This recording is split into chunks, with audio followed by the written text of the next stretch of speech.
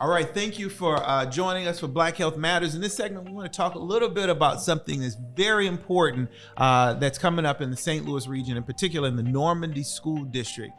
We are approaching a Super Tuesday for us. April 5th is Election Day.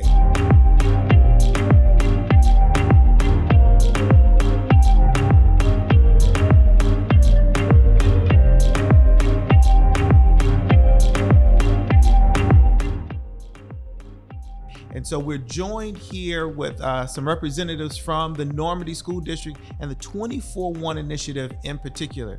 Mayor Jackson, how you doing? Doing wonderful. Good. Tell us about this time. What's happening in Normandy right now? Well, I think it's an amazing time, and for some, they may be betting against us, but we always come through shining when others bet against us. But the truth is that I am the education liaison for the 24-1 mayoral task force that we formed right at the outset of the pandemic, because we wanted to make sure that we were covering every area. Mm-hmm. In that time, we found out our school district was struggling. There were several things going on that we didn't like, and so we wanted to make sure that we addressed those.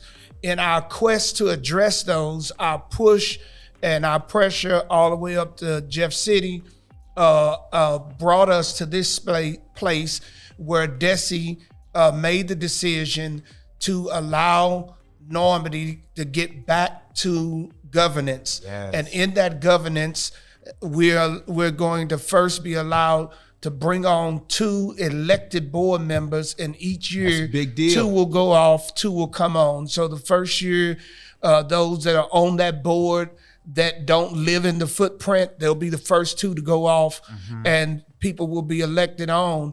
And so we're excited about the candidates that we're backing. We're excited about what they bring to the school district. And at the same time, we're excited about all of the mindset that has gone into Normandy School District. And it's been done even in the midst of the back and forth. We always had a plan that we were discussing on how we will get our school district back to where it needed to be. So you got a plan about how the community is informed. This, you guys have done a number of community focus groups and been getting feedback from the community. So the community has a vision about how to move forward, and you're leveraging this opportunity to get 2 elected folks on this board. Tell me about how you came to choose these 2 people, because this is a process that you didn't just go out and randomly find some folks that you were going to support. Yeah. How did you guys decide on these 2? One thing about 24-1 municipal partnerships, we don't do any knee-jerk things. Anything that we do is well thought out, well prepared, and well structured. And so anytime anyone is running for any office in St. Louis County, anything locally, we have those individuals, whether they're Democratic, Republican, Independent, Green Party, Libertarian. They come before 24-1 partnership and tell us who you are and why you're running and why we should vote for you. And after we get that from them and ask the tough questions that we need to ask, then we make a decision off camera from them as to who we are going to support. And then we as a whole will back that candidate. In other words, there may be 3 candidates. I may have wanted 2 others. Somebody else may have wanted one of the other ones. But what we decide as a group, the majority is going to go for this candidate. So all of us will support those candidates. Those candidates came before us that are running for a school district. There were some that did not come. They did not show up for our event, nor did they show up for the League of Women Voters event. And so those 3 individuals, I would have anybody to look, find their names, and if they weren't willing to come before you, then you have to make a decision. I don't tell people who to vote for, because your vote is sacred. But I will tell you that people who are not willing to come before you and tell you who they are and why they are running, you should be very careful about putting them in any seat or any office. And so once we did that, the decision was made that everybody was backing 2 candidates, and these are the 2 candidates that we're backing, and we'll be with them all the way through election day. Tell us about those 2 candidates. We got both of them here by chance. Yeah, and so one of them, Harlan Hodge, yours truly, Harlan Hodge. We're backing him because he brings to the table an intelligence and an intellect that we need on our board. You have to have a wonderful mesh of people on a school board. When you go across the country, you'll find that everybody on the school board does not have to have a PhD. What they have to do is, number one, you need those individuals on there that bring that intellect and that intelligence to it, but you also need that passion along with that intellect. And so Harlan Hodge brings to us that level of education that we need on our board, but at the same time, we chose Miss Violet Taylor for an entirely different reason. Even though she's intelligent, she has an intellect as well, but she also, as a mother and grandmother in the district, has a love and a passion for the children that we saw come through, earnest and honest love for them that we could not pass up. Well, let's give her a chance to speak up. She's been quiet. She's been sitting with us for about an hour. The floor is yours, Ms. Singh. Good morning, good morning, good morning. And first of all, I would like to say thank you to Mayor McGee, to Mayor Jackson. I appreciate the opportunity to my partner, I guess I can call him my partner, Mr. Harlan Hodge. I am so thankful for this opportunity. And I was sitting there, I was listening to all of the things that have been said today. All of those things I can say amen to. And I know we're not in a church setting, but I can say amen because I'm finding out when I began this journey, the morning that I woke up, and it had always been in my heart, Harlan, to be a part of the Normandy School District, not even really considering the school board. When my children were coming up in the Normandy School District, I was very active in everything that they did. I've always tried to be active. My daughter graduated in 2012, my youngest, because all 4 of my children are Normandy graduates. But when she graduated, I kind of stepped away from the being a part of the school district. But because I am a parent and I am a grandparent of 7 wonderful grandchildren, I have spent my life taking care of my grandchildren, supporting them, spending time with them. My home, I believe Mr. Jackson said, my home was one of those homes where all of the neighborhood children came.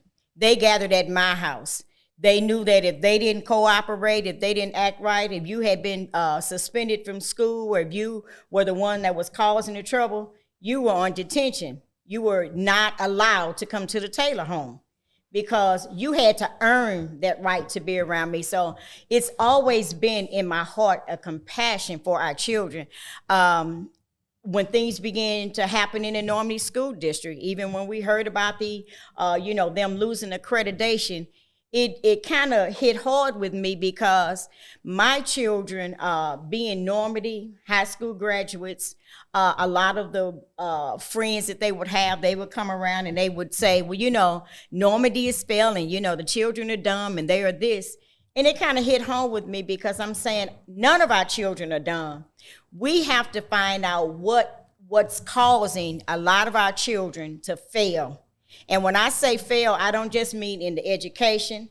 I'm talking about failing as citizens, failing as adults, not being able to cope with the things that are going on in society. And so I heard you all mention about we don't call it mental health anymore. It's behavioral health.